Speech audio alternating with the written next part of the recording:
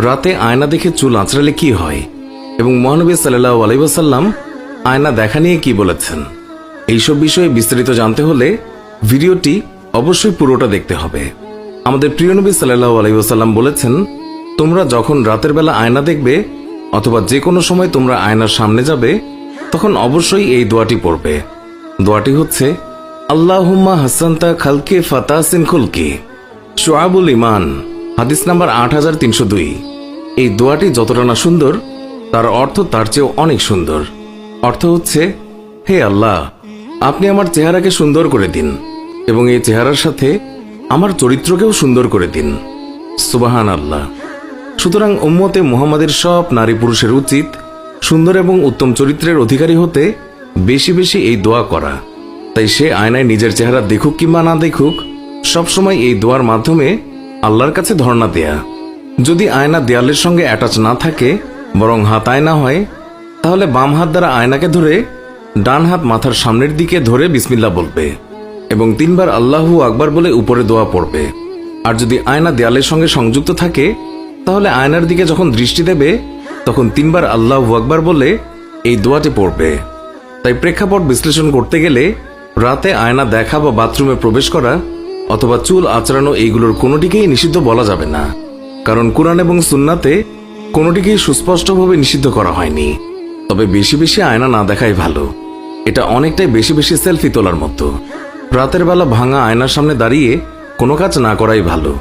আর এর কারণ হিসেবে কোনো কুসংস্কার মাথায় আনার প্রয়োজন নেই।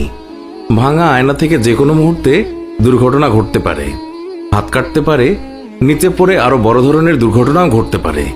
তাই ভাঙা আয়নার সামনে না যাওয়াই ভালো। আর চুল আঁচড়ানোর কথা যদি বলতে হয়, রাসূলুল্লাহ সাল্লাল্লাহু আলাইহি ওয়াসাল্লাম প্রতিদিন 2-3 বার করে চুল আঁচড়াতেন। তিনি চুলকে পরিপাটি করে রাখতে পছন্দ করতেন, আর যারা চুল আঁচড়ায় না তাদের তিনি অপছন্দ করতেন। তো বোঝাই যাচ্ছে আপনি রাতের বেলা চুল আঁচড়ালে এতে কোনো সমস্যা নেই। তবে রাতের বেলায় চুল আঁচড়ানোটা পরিহার করতেই বলেছেন অনেক মুরব্বীরা। এর মূল কারণ একটাই, তা হলো রাতের বেলায় আপনি যে চুলটাকে পরিপাটি করছেন তা হয়তো ভালোভাবে হবেও না, তা হয়তো ভালো নাও হতে পারে আলো না থাকার কারণে। তাই এই কাজগুলো দিনের বেলায় করাই উত্তম। এছাড়া রাসূলুল্লাহ সাল্লাল্লাহু আলাইহি ওয়াসাল্লাম বলেছেন, রাতে আয়না সবসময় ঢেকে রাখবে। তাই আমরাও রাতে আয়না ঢেকে রাখবো আর বাজে কোনো চিন্তা মনে আনবো না। হাদিসে আছে, জিনেরা রাতের বেলায় আয়নাতে অবস্থান করে, এমনকি দুষ্ট জিনেরা বাথরুমে সর্বক্ষণ অবস্থান করে। এই জন্য এই বিষয়ে সকলের জানা উচিত যে রাতের বেলা বাথরুম ব্যবহারের প্রয়োজনীয়তা দেখা দিলে অবশ্যই বাথরুমে যাওয়ার দোয়াটি পড়ে এরপর বাথরুমে প্রবেশ করবেন। বাথরুমে প্রবেশের দোয়াটি হচ্ছে, আল্লাহুম্মা ইন্নী আউযু বিকা মিনাল খুবসি ওয়াল খাবাইস। অর্থ, হে আল্লাহ, আমি চক্রান্তকারী এবং নাপাক শয়তান থেকে তোমার কাছে পানাহ চাচ্ছি। আর কেউ যদি আরবি উচ্চারণ না করতে পারেন তবে বাংলায় পড়ে নিতে পারেন। বিশেষ করে বাথরুমে উলঙ্গ হয়ে কখনো আয়নায় দেখা যাবে না এবং আয়নার অপর দিকে উলঙ্গ ফটো তোলাও যাবে না।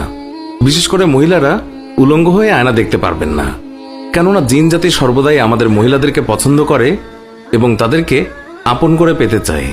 তাদের মহিলা থেকে আমাদের মহিলা জাতি অনেক সুন্দর হওয়ার কারণে এমনটাই হয় এবং তুলনামূলকভাবে মহিলা জিনরা আমাদের পুরুষদেরকে পছন্দ করে। যখন মানুষ আয়নার দিকে চেয়ে থাকে, বিশেষ করে উলঙ্গ অবস্থায়, তখন জিন জাতির নজর আমাদের দিকে বেশি ধাবিত হয়। পরবর্তীতে তারা উক্ত মানুষের প্রতি আকৃষ্ট হয়ে পড়ে।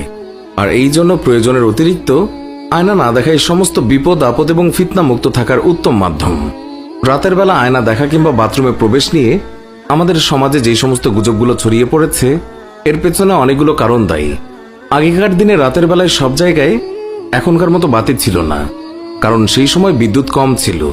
কিন্তু আমাদের আরেকটা জিনিস মাথায় রাখতে হবে, আর সেটি হচ্ছে, যেখানে বাতির উজ্জ্বলতা থাকে সেখানে দুষ্ট জিনের ওয়াসওয়াসা বা আসর খুব একটা কার্যকর হয় না।